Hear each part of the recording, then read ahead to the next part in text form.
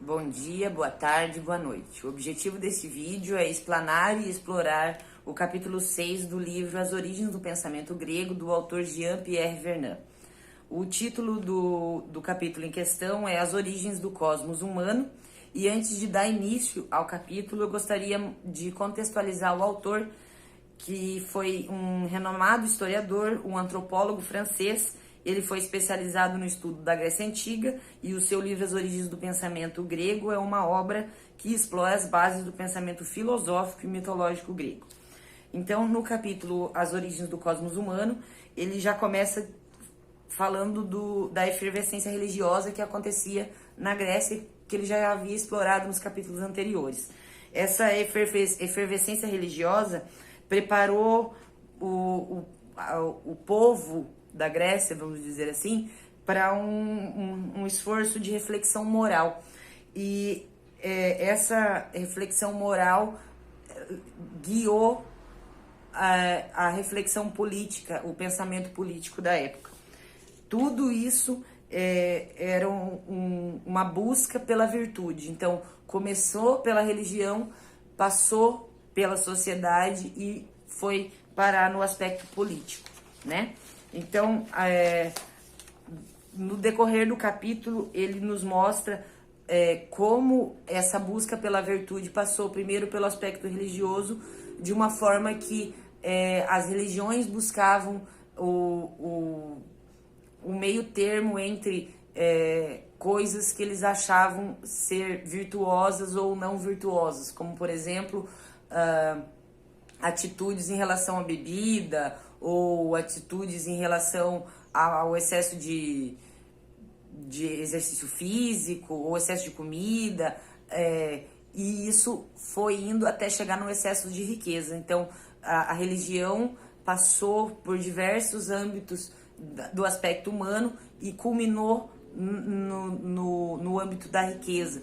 Para as religiões, ser muito rico não seria muito bom, e também ser muito pobre também não seria de grande valia, porque uma pessoa muito pobre não conseguiria desfrutar, vamos dizer assim, da vida e ser uma pessoa virtuosa. Da religião, essa busca pela virtude passou por um aspecto social, e as pessoas influenciadas pela religião passaram a buscar as virtudes de um modo moral, vamos dizer assim. E sempre o aspecto da riqueza era um aspecto que não se gostava, não se... como que eu posso dizer isso de uma forma que o Vernant diria? A riqueza no âmbito social também não era uma coisa muito bem vista. Ser muito rico não era bom. Assim como também ser pobre, porque ser pobre, para o pensamento grego da época, queria dizer que essa pessoa não tinha virtude o suficiente para manter, vamos dizer assim, o equilíbrio. Não era ganancioso, não era desvirtuoso por ser ganancioso, mas não tinha ganância suficiente para conseguir se manter. E desse aspecto social surgiu o aspecto político. E aí, quando chega no aspecto político, o Vernant se atenta a Solon, que foi o cara que, como eu posso dizer assim, ele solidificou esse aspecto político de uma forma que na política também existisse uma virtude. E ele achava que essa virtude, esse justo meio político, seria de uma forma em que existisse equilíbrio, e que a pessoa que mediasse esse equilíbrio seria a pessoa que não fosse muito rica e que não fosse muito pobre.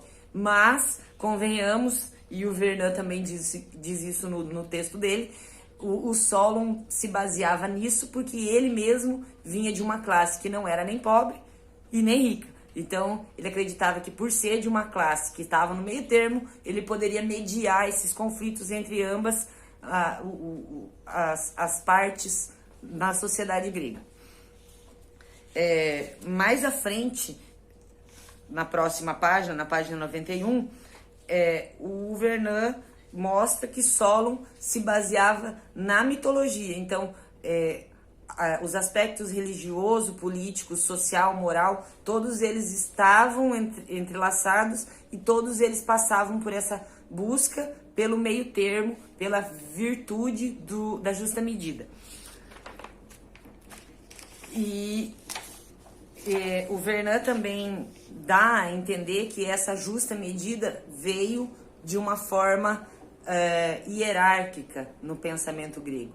Primeiro, ela passou pelo âmbito do divino, na mitologia. Do âmbito do divino, passou para o âmbito poético, com Hesíodo e os poetas gregos também, como Sófocles e etc., que mostravam em suas dramaturgias, em seus escritos, uma busca por uma virtude. Depois da poética, veio para o âmbito religioso. As religiões passaram a buscar essa virtude, de certa forma influenciados pelo âmbito poético, e assim sucessivamente até chegar no âmbito político. Todas essas narrativas buscavam um equilíbrio entre forças, e ele justifica, trazendo para a gente na página 94, uma narrativa mítica que mostra que as personagens buscavam, de certa forma, um equilíbrio entre forças. E ele mostra aqui que essas forças seriam a possessão e a cura, a loucura e a saúde. Então era sempre uma medida de meio termo entre algum tipo de força, em que o muito seria ruim e o pouco também seria. Mais à frente, na página 96, o Vernon mostra que divergia um pouquinho na questão religiosa e na questão política. Porque na questão religiosa, a busca pela virtude era uma coisa individual. O indivíduo buscava o equilíbrio, a justa medida entre as forças. Era uma coisa que partia do indivíduo. Depois de Solon, essa virtude, esse equilíbrio, por ter sido regulamentado em Solon a partir do direito, ele passou a ser uma coisa que vinha e era imposta. Então, era através de um contrato das leis que esse equilíbrio era imposto. Mas ele ressalta aqui que por mais que isso era imposto, ainda assim existia um acordo entre as partes.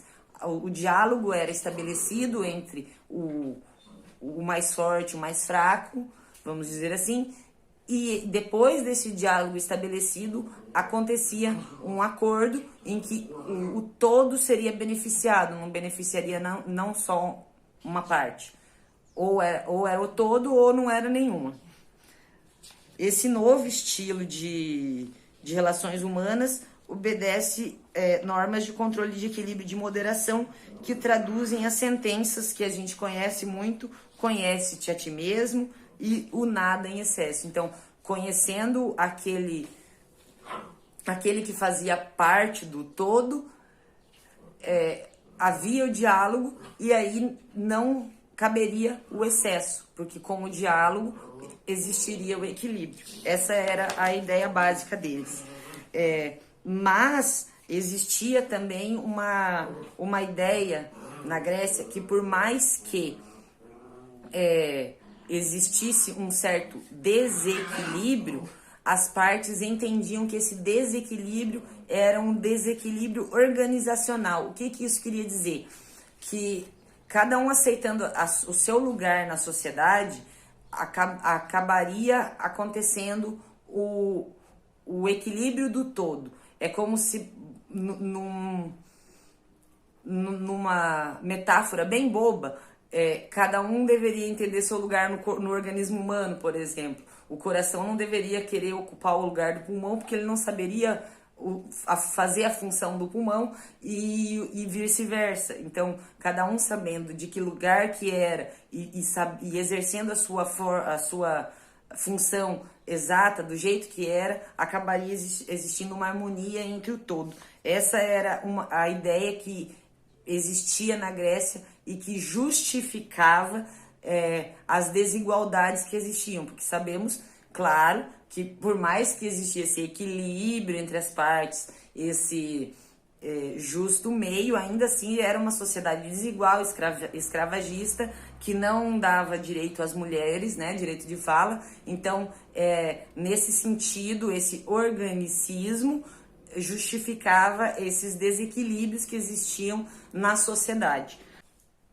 Bom, eu poderia ficar aqui mais 10 minutos falando sobre o capítulo 6 do livro do Jean-Pierre Vernant, mas eu já tenho 10 minutos de vídeo e eu já explanei a parte do capítulo que eu gostaria de explanar para vocês. Muito obrigado por me acompanharem até aqui e até a próxima.